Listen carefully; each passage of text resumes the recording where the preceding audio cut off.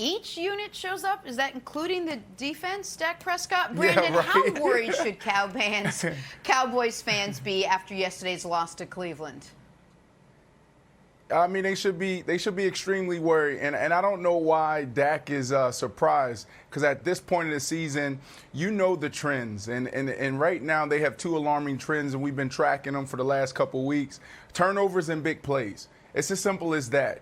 You know, every time we walk in a team meeting room, all coaches across the nation, they put up all these statistics and different stats that we need to track.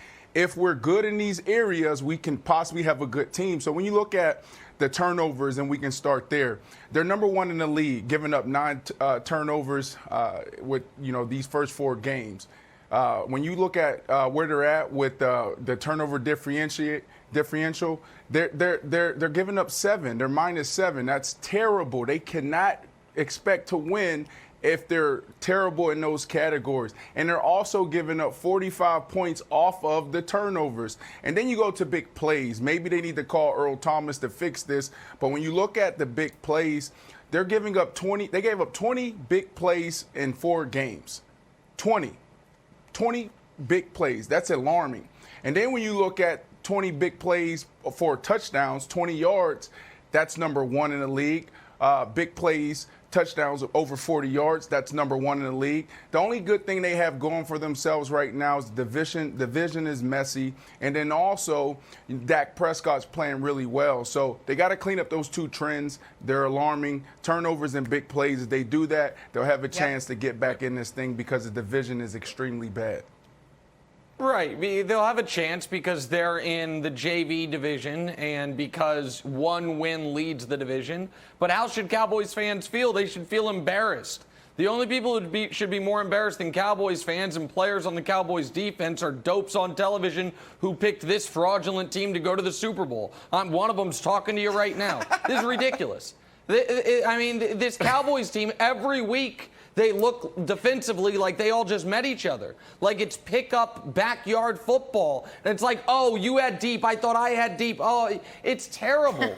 And I'm hesitant to blame the coordinator for a couple reasons. One is, I haven't checked, but I'm certain it's somewhere in Brandon's career, Mike Nolan was a coach for one of his teams. So I got to be. Am I right on that, Brandon? Did you and Mike Nolan cross paths? You are. That's somewhere in your football lives? Twice. Miami Dolphins I knew it. and I knew it. I can't crush these coaches anymore because Brandon played for all of them. So that's a little frustrating. You can crush Mike them. Nolan, the Cowboys' newest defensive coordinator. He hasn't coordinated a good defense in his entire NFL career that didn't have Ray Lewis starting a middle linebacker. I mean, that's just the reality. Look at the resume. So they're not being coached up. They get no pass rush. They're addicted to trailing. They've trailed by 15 plus in each of their last 3 games. The one game they didn't trail by that much, they lost anyway. And this is a bad football team with a quarterback that's playing really well, which is great considering the fact he's the one guy on your team not locked up long term. The best thing you have going for you is the one thing you don't know how much longer you're going to have it going for you. It's bad news in Dallas right now, Wilds. Yeah, the only thing that Dak is doing better than throwing the ball is his post-game press conference when he's up there being like, oh, we expect to turn it around. We expect to turn it around. I would be going bonkers, Brandon. Like, guys, I don't know if you see your buddy Dak Prescott, but he's doing his thing out there. It's not my fault we've been down by 7, 20, 15, and 27, and I'm leading comebacks. He's first in completions. He's thrown for 1,690 yards. He's thrown for 9 touchdowns. And the idea that we're putting Dak Prescott up there, like, let's see what Dak has to say, got nothing to do with Dak. Yeah, he got 1 Myles Garrett strip sack. It's like, oh, it's Myles Garrett. He's going to get that done. The idea that you're blaming or he's mentioned in the same category as this dreadful Dallas defense is like as if your house was on fire and the fireman came over like, what's up with the air conditioning? Like, well, nothing's up with the air conditioning. Like, looks awful hot. Is there anything wrong with the air conditioning? There's nothing wrong with the air conditioning. The house is on fire. It has nothing to do with Dak.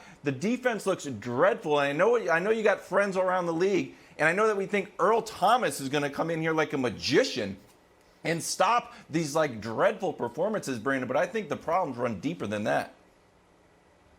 Yeah, I mean, so Nick, great job pointing out that I played for Coach Nolan. And one of the things that was frustrating playing for him in Denver was the big play. And I don't know if I articulated this well enough earlier, but when you give up 20-yard plays, that's alarming. And then also those other two categories that I mentioned earlier as well, 20-yard touchdowns, 6 leading the NFL, and 40-yard touchdowns leading the NFL with 3.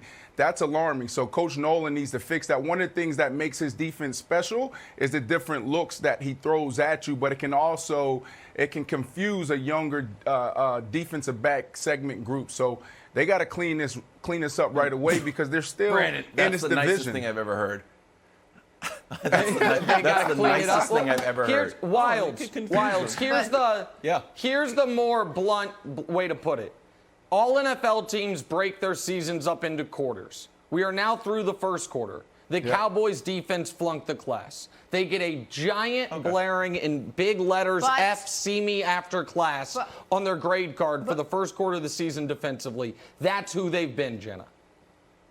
But can I just jump in here? How lucky are they that they are living in a cushion called the NFC East? Because they right now, even though they are losing, could easily be winning. This thing can get flipped around quickly. Thanks for watching. Subscribe here to get the latest from the show. Also, be sure to check out more of the best clips from First Things First, or go watch a few segments from our other shows on FS1.